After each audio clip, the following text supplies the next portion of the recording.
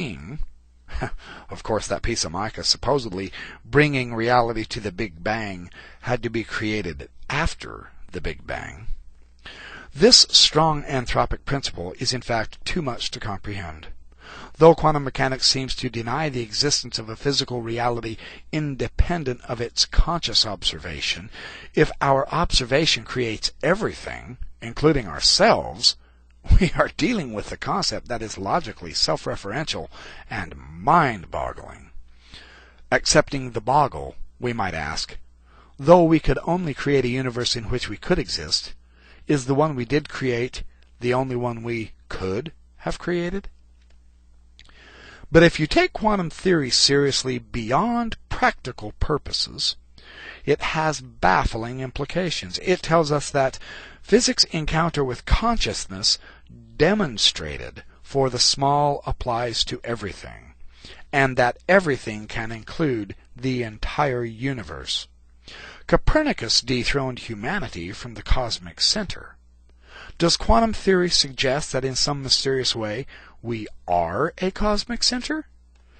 The encounter of physics with consciousness has troubled physicists since the inception of the theory 8 decades ago, 80 years ago.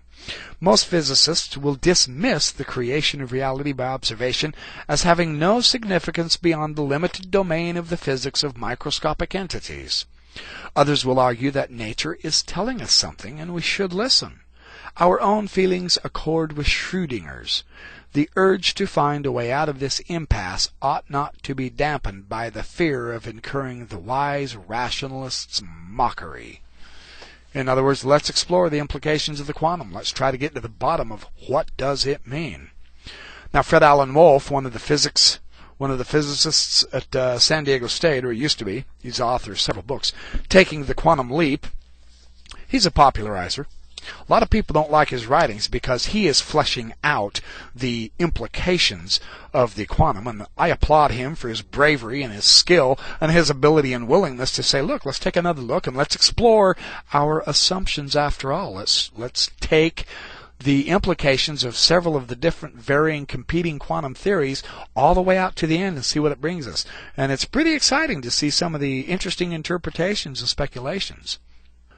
Einstein's theory of relativity has it built in that perhaps there are things that can go faster than light. These are called tachyons. Wolf notes on page 182, beyond light speed, an object or a consciousness would be completely free of the shackles of space and time. It could drop in at any time, past or future. It could visit anywhere at an instant. All points in the universe would be its home. Quantum mechanics was indicating a meaning for this poetic thought. The universe is not just a collection of separate points. It is what it is according to the observer and what he or she does. By identifying with the quantum wholeness of the world, the observer becomes the observed. He is what he sees. Now, Schrödinger wrote in 1925, this was before he created his famous Schrödinger equation, this life of yours which you are living is not merely a piece of this entire existence, but it is in a certain sense the whole of existence. Only this whole is not so constituted that it can be surveyed in one single glance. This, as we know, is what the Brahmins express in that sacred mystical formula, which is yet really so simple and so clear. Tat Tvam Asi. This is you. Or again in such words as, I am in the east and in the west. I am below and above. I am this whole world. Schrödinger was indeed prophetic. The position of wholeness taken by Schrödinger I call quantum solipsism. According to solipsism, the self is the only thing that can be known and verified. Nothing else is for sure. According to quantum solipsism, everything depends on you.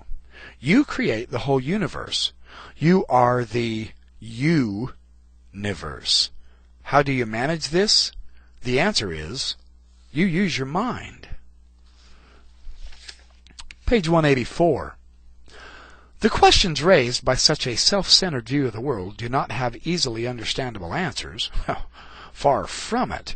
For if the world exists and is not objectively solid and pre-existing before I come on the scene, then what is it? The best answer seems to be that the world is only a potential, and not present without me or you to observe it. It is in essence a ghost world that pops into solid existence each time one of us observes it.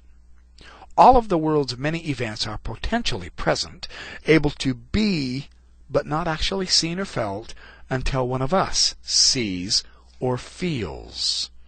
Are you getting a sense of the spookiness of this, of the amazing, interesting idea? What an imagination! No doubt you've said that about someone, or someone has said it about you. Usually when we think of someone with a vivid imagination, we think of a person who's able to put things together or concepts that were previously unthinkable. Paper milk bottles, air sailing, skydiving, mini-card computers. The list is endless. Who thinks up such things? How do people do it? Well, if Professor Richard Feynman is correct, imagination is as natural for man and nature as breathing. He describes it as wonder. Here's what Richard Feynman says. For instance, I stand at the seashore alone and start to think. There are the rushing waves, mountains of molecules, each stupidly minding its own business, trillions apart, yet forming white surf in unison, ages on ages before any eyes could see, year after year, thunderously pounding the shore as now. For whom? For what? On a dead planet with no life to entertain, never at rest, tortured by energy, wasted prodigiously by the sun, poured into space. A might makes the sea roar. Deep in the sea all molecules repeat the patterns of one another till complex new ones are formed. They make others like themselves, and a new dance starts. Growing in size and complexity, living things, masses of atoms, DNA, protein, dancing a pattern ever more intricate, out of the cradle onto the dry land, here it is standing. Atoms with consciousness, matter with curiosity, stands at the sea, wonders at wondering. I, a universe of atoms, an atom in the universe. Atoms with consciousness? Matter with curiosity? Are these peculiar statements for a physicist? I don't think so. They are simply recognitions of undeniable facts. That particular recognition, the perspective that allows mind to imagine that it, mind itself, exists as mind, I call consciousness. Consciousness without imagination is a contradiction. Mind that lacks wonder is mindless. But what is mind? Perhaps the best definition I can give is that mind is the metaphor of all possible metaphors. For example, we see ourselves in our mind's eye. Mind is stuffed with metaphors, is itself a metaphor. Mind looks at itself in order to know that it exists. As you read this, perhaps it becomes evident that anything we say about anything is a metaphor, the substitution of one experience for another. Every definition is always, in other words. In other words is a substitute. Writing or talking about a process is like holding up a mirror to see what a mirror looks like. Mind looking at mind is a similar process. Since atoms with consciousness are looking at atoms with consciousness, we have the same experience of wonder and mystery whenever we look at the universe. We are looking at ourselves. It is this process that we call the universe. And Professor Feynman goes on to say, so what is this mind? What are these atoms with consciousness? Last week's potatoes. That is what now can remember what was going on in my mind a year ago, a mind which has long ago been replaced. That is what it means when one discovers how long it takes for the atoms of the brain to be replaced by other atoms, to note that the thing which I call my individuality is only a pattern or a dance.